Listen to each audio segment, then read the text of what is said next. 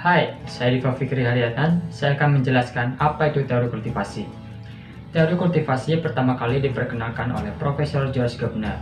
Awalnya ia melakukan penelitian tentang indikator budaya pada pertengahan tahun 60-an untuk mempelajari apa pengaruh dari menonton televisi. Teori kultivasi memusatkan perhatian pada dampak menonton tayangan televisi pada perilaku penonton dalam jangka waktu yang panjang. Teori ini beranggapan bahwa seseorang yang selalu menonton tayangan tertentu dalam waktu yang lama akan menimbulkan sebuah pola pikir bahwa kejadian di sekitarnya seperti apa yang ditayangkan di televisi. Gardner menjelaskan bahwa konten terbesar yang ada di televisi adalah kekerasan. Televisi memberikan pengajaran berharga kepada penontonnya tentang kenyataan hidup yang cenderung dipenuhi berbagai tindakan kekerasan. Televisi mengajari orang tentang bagaimana cara mempertahankan hidup dengan cara yang paling sederhana dan paling mudah, melalui tayangan yang berisi kekerasan yang tersimpan di dalam simbol-simbol. Pada teori ini, pada dasarnya ada dua tipe penonton yang memiliki karakteristik yang saling bertentangan. Yang pertama, pecandu atau penonton fanatik.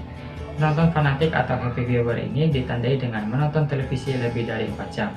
Sedangkan tipe yang kedua adalah penonton biasa. Penonton biasa ini ditandai dengan menonton kurang dari 2 jam per hari. Dan teori kultivasi ini berlaku terhadap para pecandu atau penonton fanatik, karena mereka semua adalah orang-orang yang lebih cepat percaya dan menganggap bahwa apa yang ditampilkan di televisi itulah dunia yang sebenarnya.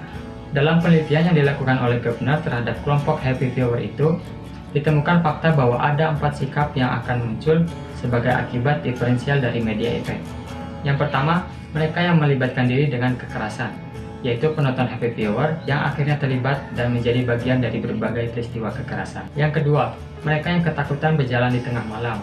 Mereka percaya terhadap kekerasan yang tayang di televisi terjadi juga pada kenyataan. Hidup penuh dengan kekerasan. Mereka menjadi paranoid, selalu curiga terhadap orang lain. Kebanyakan hal ini dialami oleh kaum perempuan. Yang ketiga, mereka yang terlibat dalam pelaksanaan hukum. Mereka percaya masih banyak orang atau cukup banyak orang yang tidak ingin terlibat dalam tindak kekerasan. Yang keempat, mereka yang sudah kehilangan kepercayaan, yaitu mereka yang apatis dan tidak percaya bahwa hukum dan aparat yang ada mampu mengatasi berbagai tindak kekerasan. Teori kultivasi pada dasarnya menyatakan bahwa televisi bertanggung jawab dalam membentuk atau mengkultivasi konsepsi atau cara pandang pemirsa televisi terhadap realitas sosial. Efek masif televisi yang menerpa halayak secara terus-menerus, secara bertahap, membentuk persepsi tentang realitas sosial bagi individu dan budaya secara keseluruhan.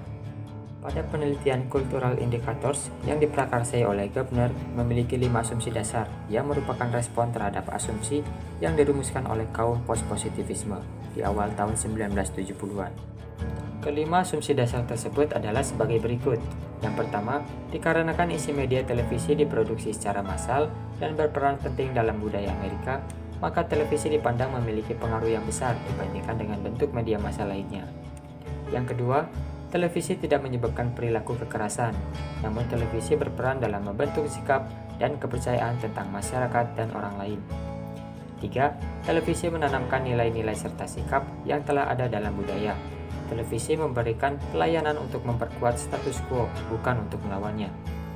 Keempat, menonton televisi selama lebih dari 4 jam sehari dapat menyebabkan mean world syndrome. Mean world syndrome adalah hipotesis bias kognitif di mana orang-orang diduga menganggap dunia lebih berbahaya daripada yang sebenarnya. Dan yang kelima, televisi tidak merefleksikan realitas, namun menciptakan realitas alternatif. Teori kultivasi memiliki beberapa kelebihan dan kekurangan. Kelebihan teori kultivasi diantaranya mengkombinasikan teori-teori makro dan mikro, menyediakan penjelasan yang rinci tentang peran unik televisi, menerapkan studi empiris untuk asumsi humanistik yang dimiliki secara luas, menerapkan beragam isu-isu secara lebih luas, dan menyediakan dasar-dasar bagi perubahan sosial.